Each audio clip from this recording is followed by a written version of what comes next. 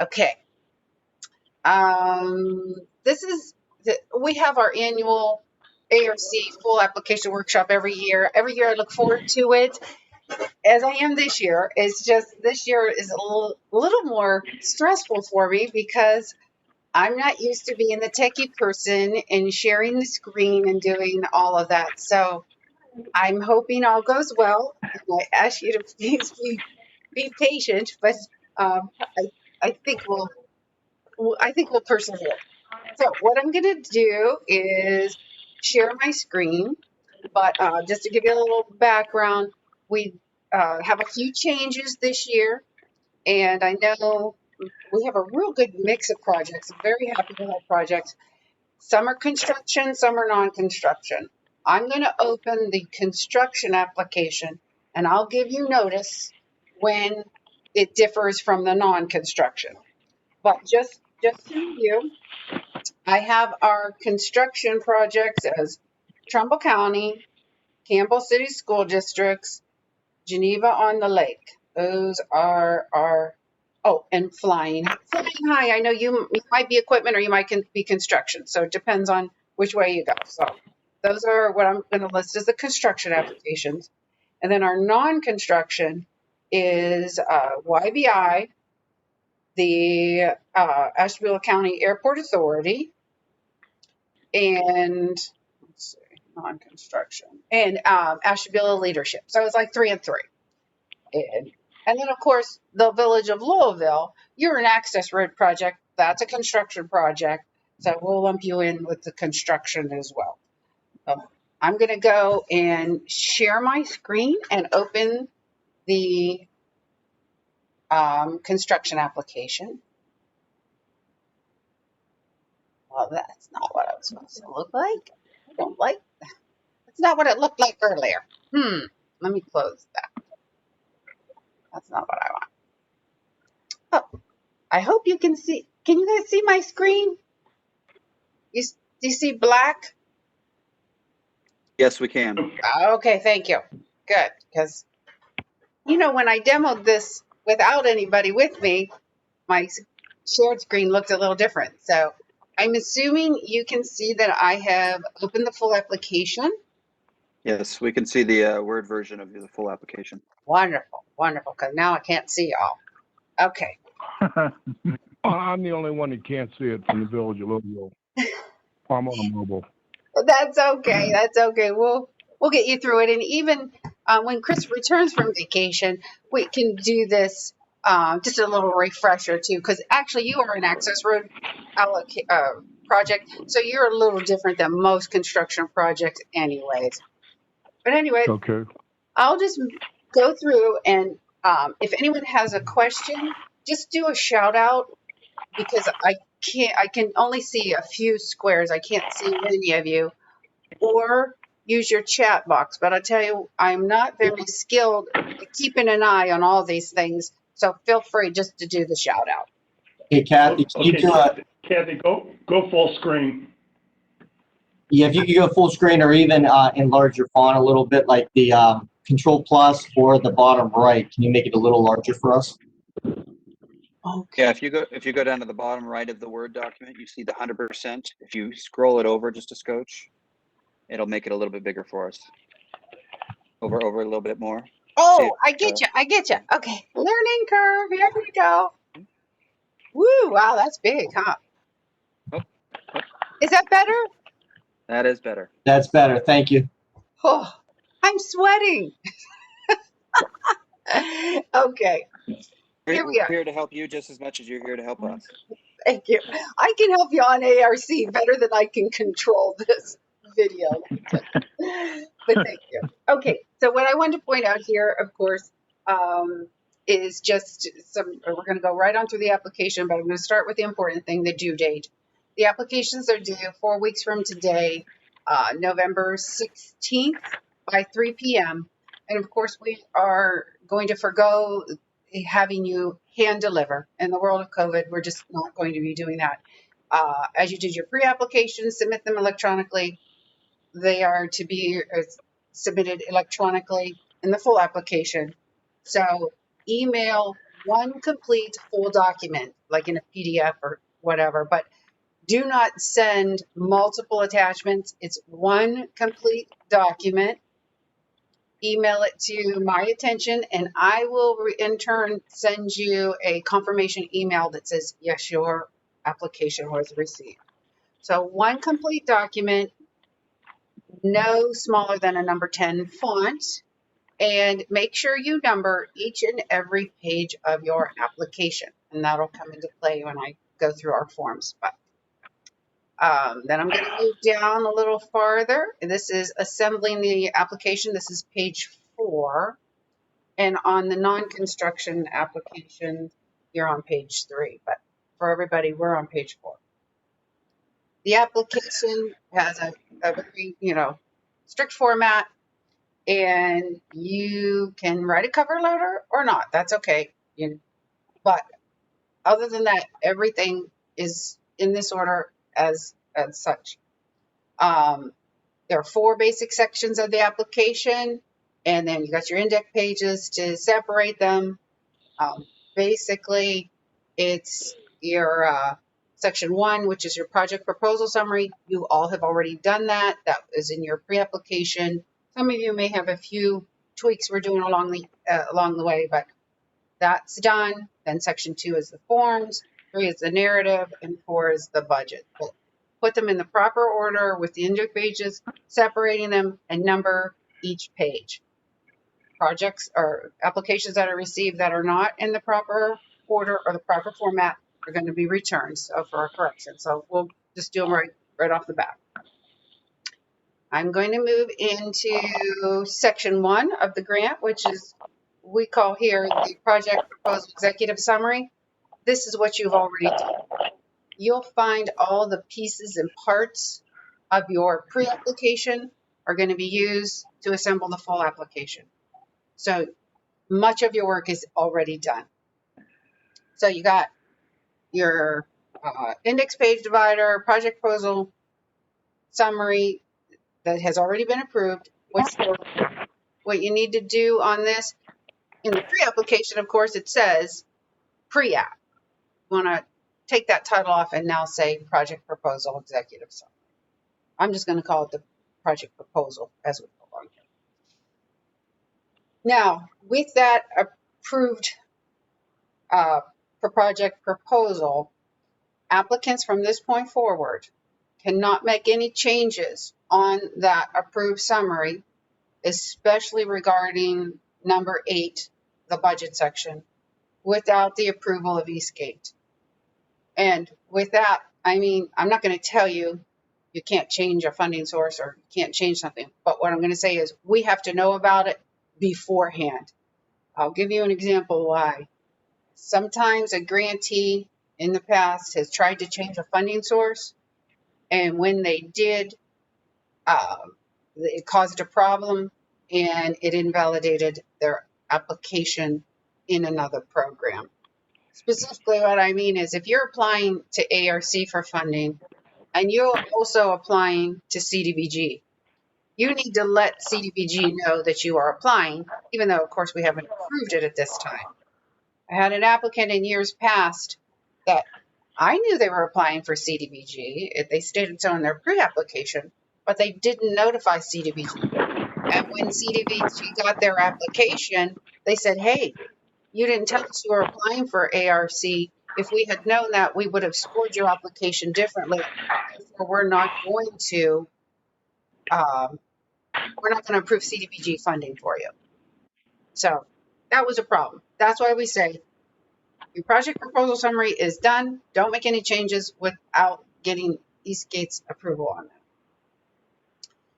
Now we're in section 2, and this is the application forms. And this is where we've had some changes this year.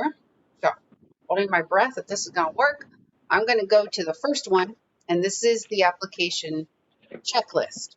It's a little different for the non-construction versus the construction. They're 2 separate ones, but I'm going to click on this one for demonstration. It's going to open up, and hopefully it will. Yay, we're opening up. This is good. All right. So All the links are interactive. You click on it. This is what you're going to see. This is a ARC construction checklist. So we're opening the document. This is the form that you as the applicant are required to fill out. And this is why you have to number every page of your grant, because you have to put the page numbers here. So that's simple enough. This is the construction application checklist. The non-construction is very similar, and it also has an interactive link. So now Form 2 is the SF424. I'm opening that for you. That form, it doesn't change. It doesn't matter what application you're opening. One is the same. Okay.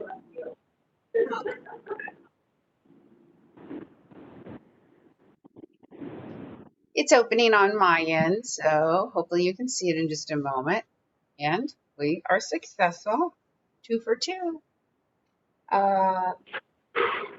You're going to find me repeating myself a little bit as we go along, but in your application, ARC will ask you the same thing several times. So consistency is the key here. Whenever you refer to the title of your project, always state it the same way. Whenever you're talking about your budget, always keep your figures the same. So in this SF424, I'll give you a few pointers on this. Number 10. This is your federal domestic assistance number. Now the categories are listed in your application instruction booklet. You can find that on page 5 for construction and page 7 for non-construction, but I'm just going to give you the number. So in this answer for number 10, your answer is 23002. And that is the Appalachian Area Development. Now for Rich, I know you're joining us and you're doing an access road project. Your number is different. That number is 23008. That's for access road. But for everybody else, it's 23008. Yes. And for everybody else, it's 23002. It's in your pre-application, or pardon me, it's in your application booklet, but it's just easier if I give it to you. Okay, number 11. This is your title, and this is the title that was approved in your pre-application summaries that were already emailed to you. Keeping it consistent, just put in that title, which is number 1 on your project proposal summary. Don't put any narrative, don't put anything else, just the title name. And number 15, oh yeah, this is your estimated funding. Again, you provided this in your pre-application on your 2-page project proposal summary. Those figures and your totals have to match. So whatever you had approved in your project proposal summary, that's what you're putting here.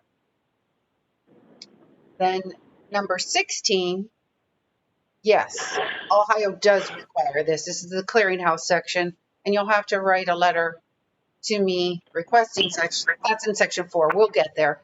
The short answer is on the SF44, your answer here is yes. You can put the date that you submitted your pre-application. So yes, and the pre-app date. That takes care of that one. I'm going to move now. Oh, here's those numbers I was telling you about, that 223 on down. Okay, so we've got our federal forms. Just click on these, fill out the form. If you have any questions, feel free to give me a call. Now, number 6 is the ARC form. There's 3 forms, 1, 2, and 3. You only have to do 1. If you have a construction project, you only do ARC form 1. If you have an access road project, then you're only going to do ARC form 2. And if you are a non-construction group, you only have to do form 3. Oh, and you just if you've got a non-construction, click here on 1 and scroll down, and then number 3 is at the bottom. Okay, and then number 8 is additional an additional information form that is required by the state for your full application. You're going to find that on page 7. And if you're a non-construction applicant, I emailed you the form, but it's basically, here it is. Why they want the lat and long, I have no idea, but we'll just give them what they want. The latitude and longitude of your project. So wherever your project is located, that's what they want there. And then, of course, your state reps and your congressional recs, and then census tract. I don't think you have any difficulty with that, but if you need some help there, let me know. Okay, that nailed down sections 1 and 2. Now we're on section 3, which is the project narrative. There have been changes in this section. I'm going to point those out to you, but this is a format issue. And as it says here, use the headings below in your narrative, and in addition, include the bulleted items and put your answers below there. So you got your index page, then you're going to copy this. You're going to copy section 3 narrative, and then you are going to put in here, you're going to copy, 1, goals and strategies. Now we have the state goals and the federal goals. Again, you've already done this. As I noted here, you don't have to include anything in yellow. The yellow is my notes to you. But you already answered this question in your project proposal summary. 6A is your state goal, and 6B is your federal goal. So you're going to copy, this, and then you are going to insert your answer for 6A and 6B and just paste it right there, and you're done. Now, what I would do as I go through the rest of this, I'd say, okay, here's project description 2, and as it says, you want to use these headings and copy each bulleted item. So I'm just going to go through. I would copy that, paste it, and then start your answer. Answer each Kathy? item. Yes. Is there a form that these get answered in, or is it just a Word document? Just a Word document. Yeah, that'd be good. Okay. Now, where your project proposal summary, remember that could only be a 2-page maximum. This is your opportunity to explain more of your project. So this is your narrative. But it has to be in this format and answering these questions.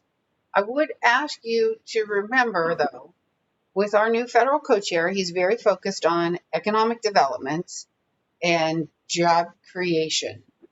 So when you're answering these questions, keep in mind the federal and state goals that you noted your project will be addressing, and focus on economic development improvements. All right. So I'm going to go to, staying on project description. The bulk of your grant is written right here in this section. So especially here, as it says in the first bullet, provide 1 or 2 sentence statement. You've already done this. This was your answer to number 7 in the project proposal summary. So whatever your answer was, it's already been approved. Just copy, paste that underneath that bullet, and again, you're done. The second bullet, which in your non-construction application, this is bullet number 4, but in here it's bullet number 2. Same question, but it's just in a different order. This has a lot of information here. You've already done your timeline. That was in your pre-application. So make sure you include your start and end dates for the timeline.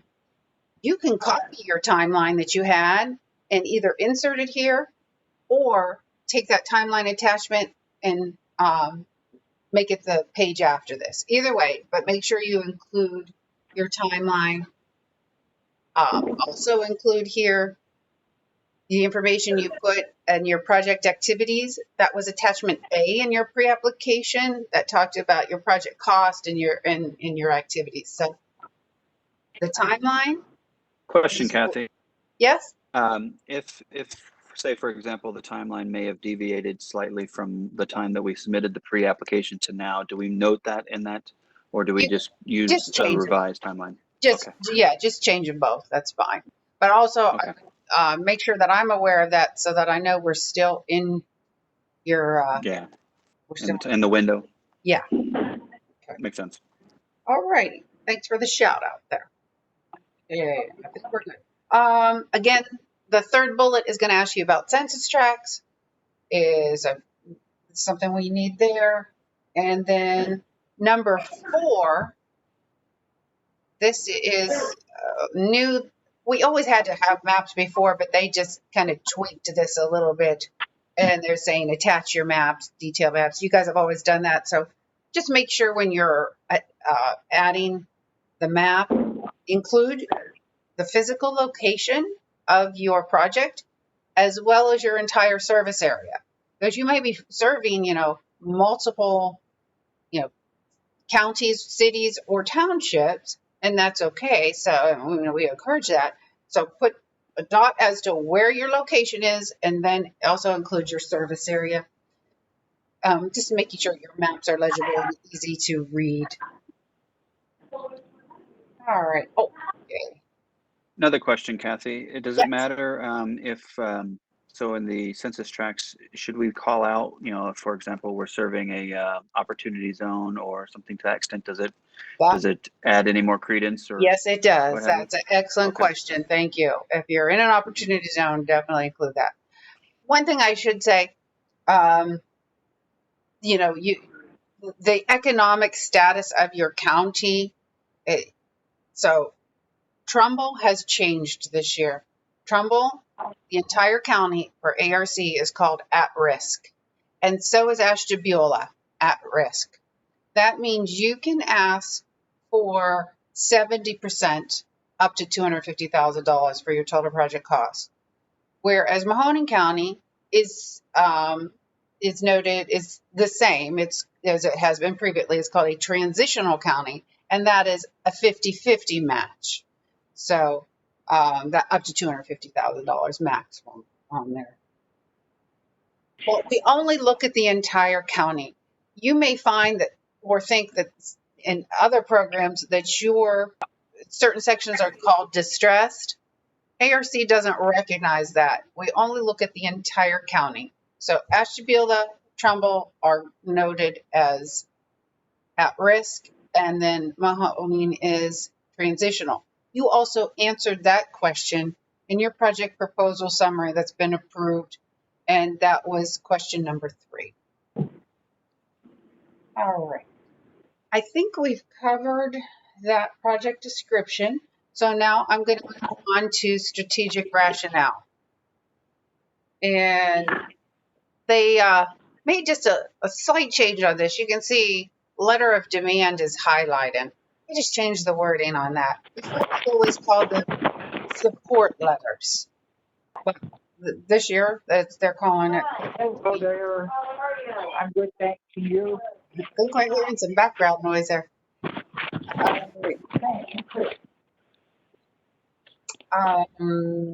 The letter of demand, okay, that's from businesses or stakeholders in your community. So what I would say when you're answering this bullet, and again, you're copying this and then providing your text underneath there.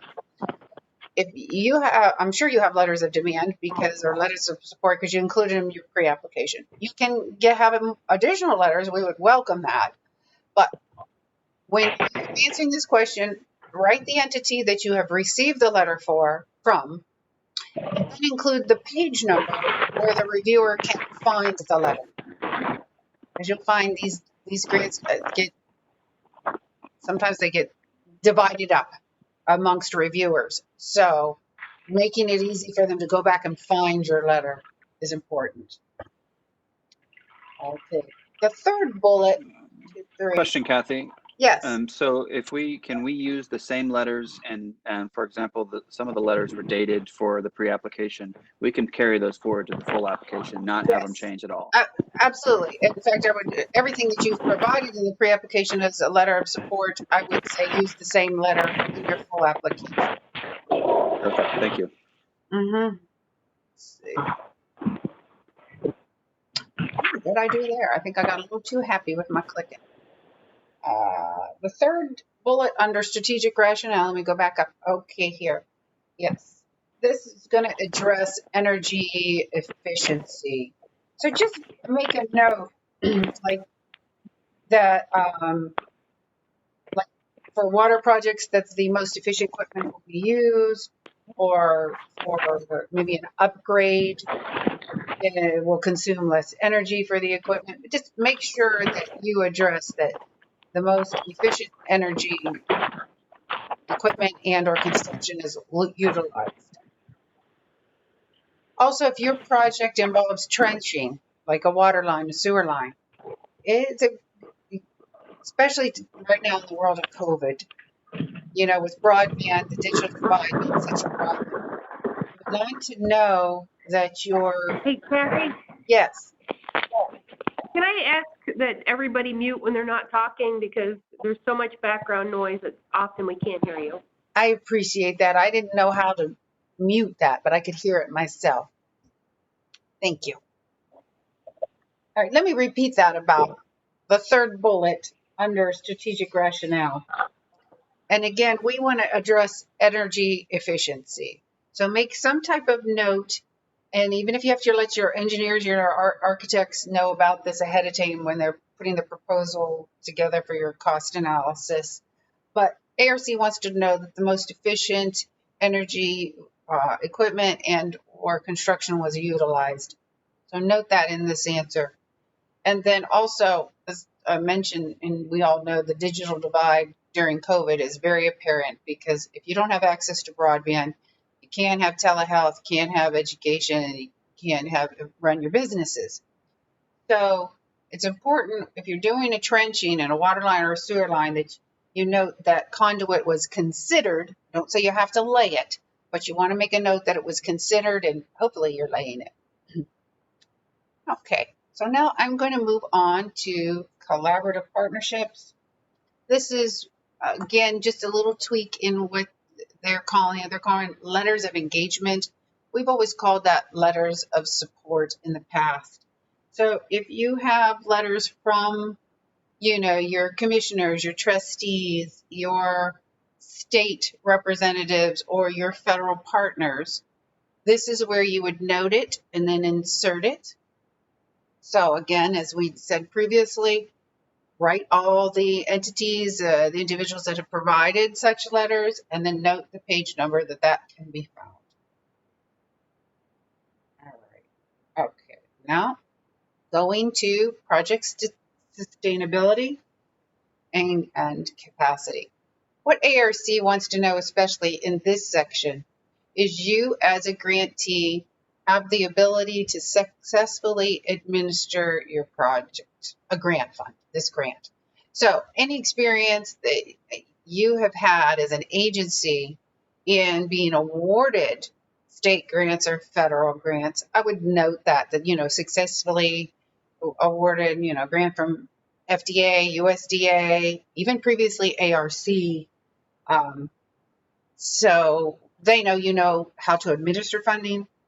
And also, a new bullet point on here is the first one. You'll address this, I believe, you have addressed it in the project proposal summary, but here again, are asking you to note specifically which is the agency that will own this project and maintain the project. So, and then on the second one, this is new also, specifically, and this applies if you're a construction project, that you're complying with the Davis-Bacon Act, for the prevailing wage, to note that as well. So that those two new bullets, they're getting more of a focus. Then number 6 is our performance measures. You may recall in your project pre-application, item number 12, which is the performance measures, outputs and outcomes. And we had a very strict format on that. You could only bullet your answer. This is your opportunity to give us the narrative for that. I'm hearing a little bit of background. There's like some beeping. I don't know if you guys hear that. Anyway, so you have already answered much of this section. So what you're going to do is go to your project proposal summary, copy and paste those bullets, and now provide the narrative. You can go to this section, but you've already done it. Now, if you're saying, if your project is including job creation and job retention, we're very pleased and always want to see that. However, ARC has very defined rules of what job creation is and job retention is. So for convenience, I've included that here for you. Jobs created. Now, if it's a construction of the building, a building, and what you're seeking ARC dollars for, you cannot include those temporary construction jobs that are going to be gained when the project is being under construction. I'm going to try to see what I can do to mute that background noise.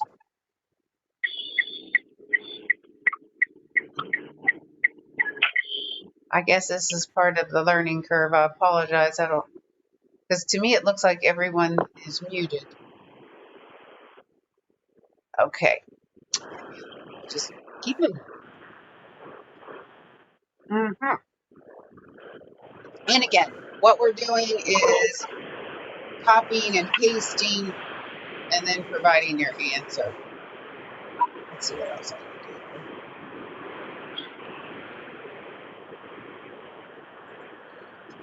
My apologies. All right. Number 4. This is funny. All right. Number 4. So we are done with section 3.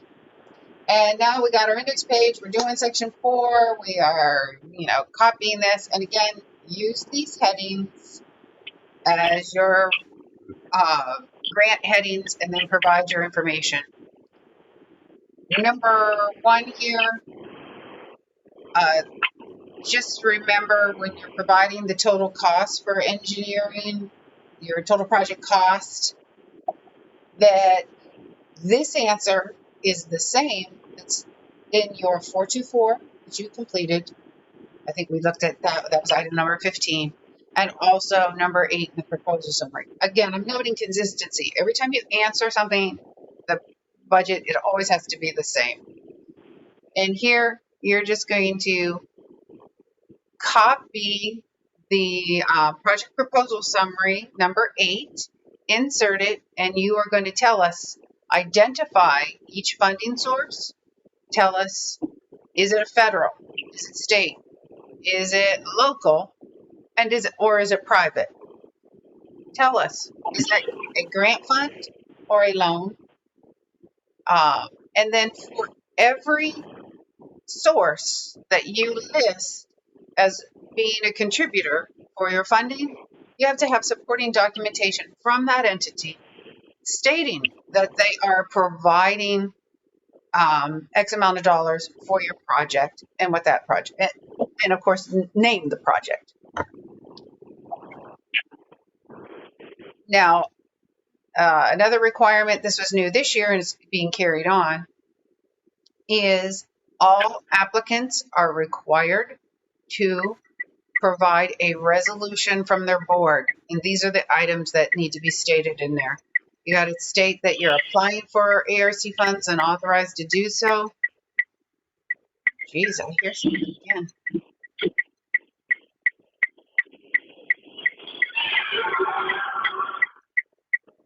Oh, I'm sorry. I believe it's whoever has the 4408 number, they they need to mute themselves. That's where the background noise is coming from. It kind of lights up when you could see who is. So maybe if they could mute, Kathy, I don't think it's on your end. Okay, thank you. Oh dear. Oh, that was helpful. Thank you. Thank you. Appreciate that. I know it's hard to tell where it's coming from. All right, so now we're gonna continue on. Oh, let me say about the resolutions.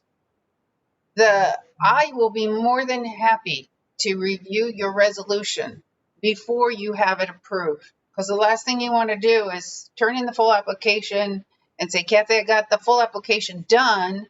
And then I say, oops, you forgot something. So this is the criteria that you need.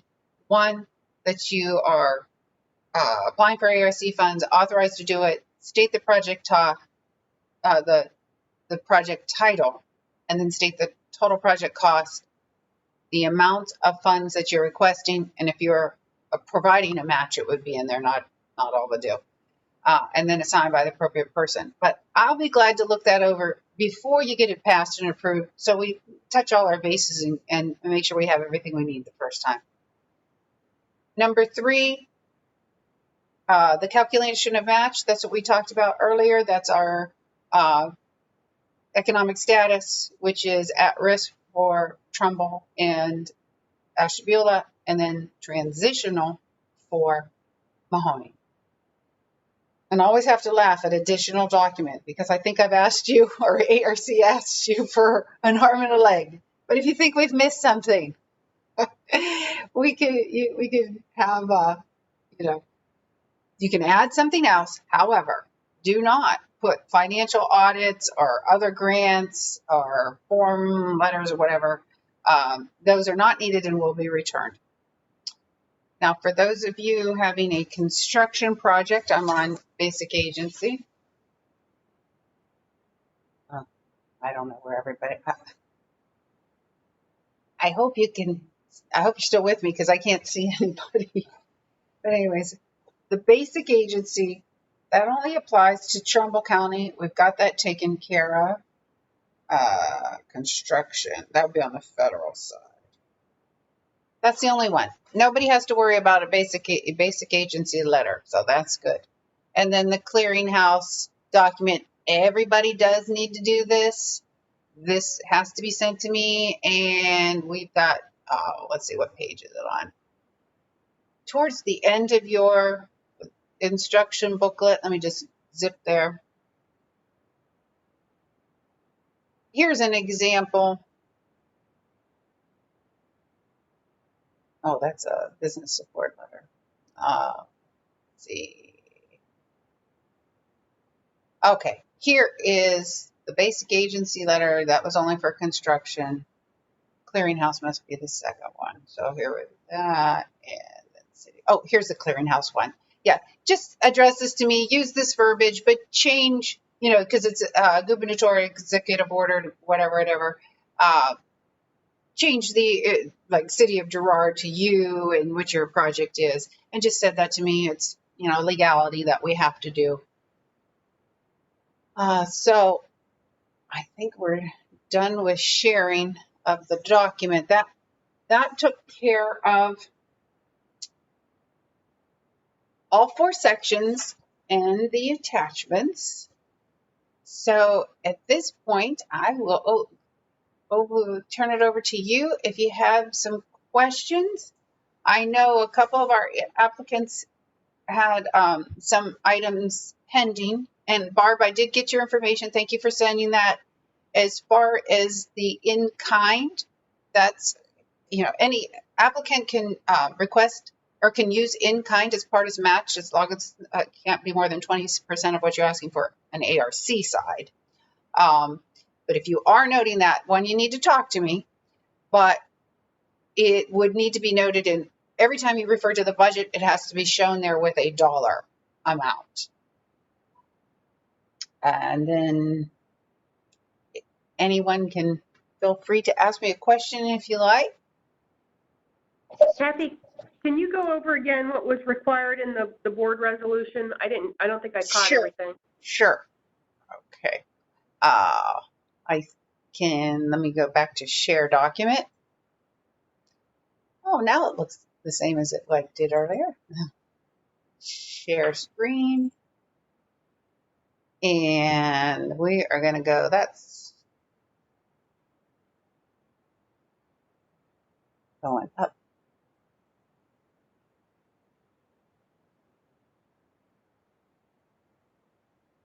Okay. Section 3, that would be in section 4.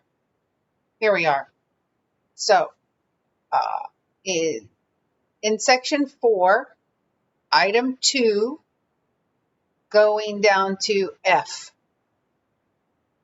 And I am on page 10 in the construction application. It's the same in the non-construction application. It's just on a different, not page numbers aren't the same, but it'll be section 4, item 2, item F. Right here is what you want to concentrate on. So you want to state in your resolution that you're applying for ARC funds and authorized to do so, the project title, the total project cost, and the total amount of ARC funds you are requesting. If you, as the agency, are providing match, tell us the amount that you, as the applicant, are providing, and then make sure it's signed by the appropriate person, your CEO, your commissioners, your board president, whomever is the most appropriate person to sign. And like I mentioned, I'll be happy to look that over if you want to make sure it's got all the pieces and parts there. Kathy, I want to go back Thank to the you. Clearinghouse Letter. Sure. With our project, our basic agency was the Governor's Office of Appalachia, so we would ask them to write the letter. Is that the? I'm sorry, I can't see who I'm speaking with. I'm sorry, this is Dustin working with Camel. Okay, let's see. Let me just double check. Campbell, you are okay, I'm glad you asked, because what I'll do after this call, I'm going to send an email and designate you as to, so you know which funding source. We weren't able to determine that until just recently. If you are receiving federal funds, then you would, and you're doing a construction project, then you would need a basic agency. And only one of all the applicants falls into that. That is Trumbull County Commissioner. So you do not have to, I think, are you referring to item number 3 on your project proposal summary? I believe it was item number 3. So Right. let me pull it up here. Yes. Oh, So no, we that's listed, sorry, our basic agency is number 5 on the pre-application. right. Was the Governor's Office of Appalachia. However, And so my inquiry was whether or not the Governor's Office of Appalachia needed to be our basic agency for the Clearinghouse Letter. no. Well, those are two separate things. Clearinghouse Okay. letter and basic agency letter are two different things. You do not need to, no applicant this year, other than Trumbull County, needs to provide a basic agency letter. So number Good. 5 Okay. is NA for all Okay. of you, except for Trumbull County. So we can tweak that on your project proposal summary. You don't need it. Just put not applicable. Excellent. Thank you. You're welcome. Thanks for asking the question. Now, the clearinghouse is a separate thing. And there's the example.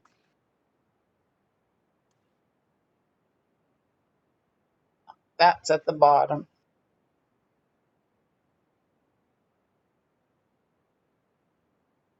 Okay, so what I was talking about is this is a basic agency letter, and no one other than Trumbull County in this group has to do it. So none of you have to do that. So in your project proposal summaries for item number 3, pardon me, because I said 2, or pardon me, I said 3 and it's number 5, that your answer is not applicable. Thank you. You're welcome. And now here is an example of the clearinghouse. That's a separate issue. All of you do have to do that. And this is an example of the letter.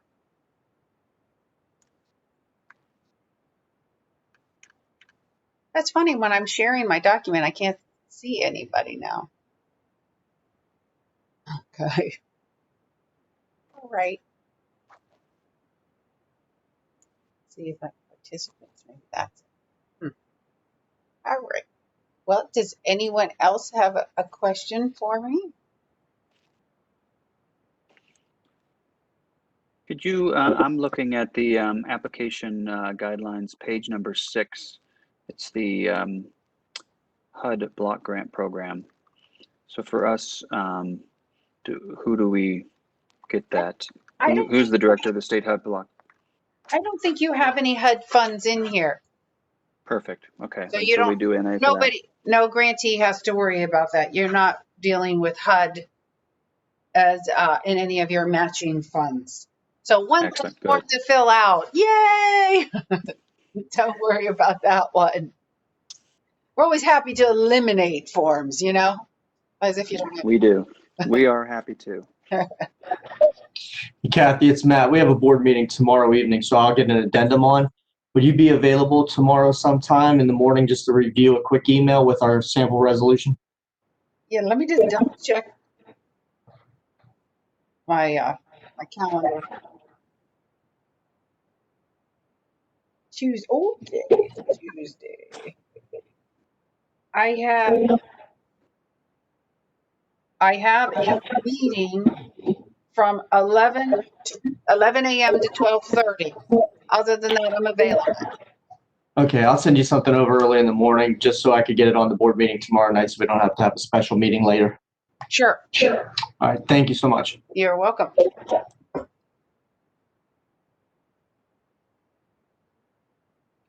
Okay. Well, I really appreciate your patience. You guys were my first Zoom and sharing and, managing all this. So I think we did good. At least we got the documents to open. That's what I worried about. Oh my God, I'm not going to be able to open the document. But the competitive part of the application process is over. You guys are all the top scoring applications. So my job is to assist you to get it over the finish line so we can get your projects approved. Nobody submits a perfect application. So when it comes to me on the 16th, we'll do a review. I'm sure there'll be a question or clarification. I'll ask you to, insert something or delete something because we want to make sure it's in the best possible position to get you guys approved for your applications. But I'm here as a resource.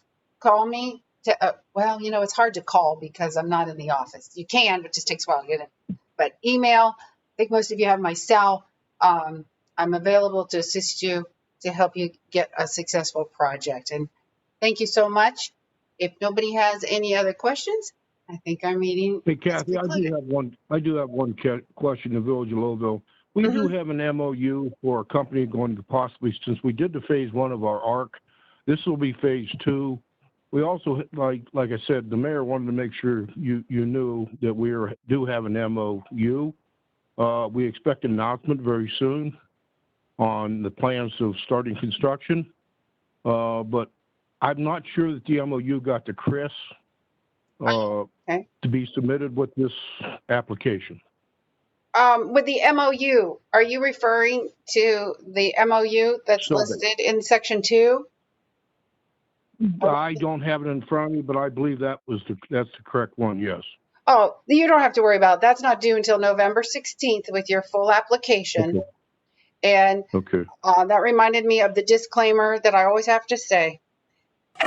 From this point forward, applicants are not permitted to break ground, go out to bid, or make a purchase pertaining to your project that you're seeking funding for ARC. To do so would cause you to lose funding because this is a reimbursement grant. So you can't incur costs prior to award. You cannot do any of those things unless and until you receive an award letter signed saying that your project is approved. So don't put all this effort in just to say, oh, you did this before it was approved. Sorry, you can't have the funding now. Nobody wants to be in that position. And I will say that probably on every email that you get from me from this point forward too. As a reminder, do not. All right. Well, I'm looking forward to working with everyone. This is a different year, of course, with COVID. So, we're still moving forward. And as an agency, both on the federal and the state side, I will share with you that ARC has been approving more projects this year than we have in previous years. So we're a little slower, but thankfully, both on the state and the federal side, they are very generous with the Appalachian region. They especially realize the disproportionate difficulties we are facing in COVID. Right now, of course, our rural part of the country is increasing in numbers with people getting sick, but the digital divide has caused problems as well. And I'm just very thankful that we have their support on a bipartisan level, and we will continue to fund our projects, get them through. We might be a little slower. We'll probably see each other, with video. And I'm very happy to say that as of the 14th last week, I could not say it prior to that, but our district was successful in receiving 2 Power Fund applications, 1.5 million, in which guess who's the applicant? Eastgate. 1.5 million, and that's for our downtown. That's Smart 2 project. Of course, we received $10 million in a USDOT. So 1.5 is going in for conduit for broadband access around those 7 streets. And then also our friends at Bright in downtown Warren, the former T-Bike Tech Belt Energy Incubation, they got a grant for $49,500. So our district did very well. I believe Ohio as a whole got $5 million. So very pleased, but we will continue to seek additional dollars and also make sure that you guys are successful in getting your applications approved. We'll do everything we can to do that. Of course, I can't say it will because that's me, but I'll help you any way I can. And if there's no further questions, I think we have made it through the first virtual ARC workshop. Thank you, Kathy. You're Thank welcome. you. Bye. Bye, everybody. Bye. Thank you.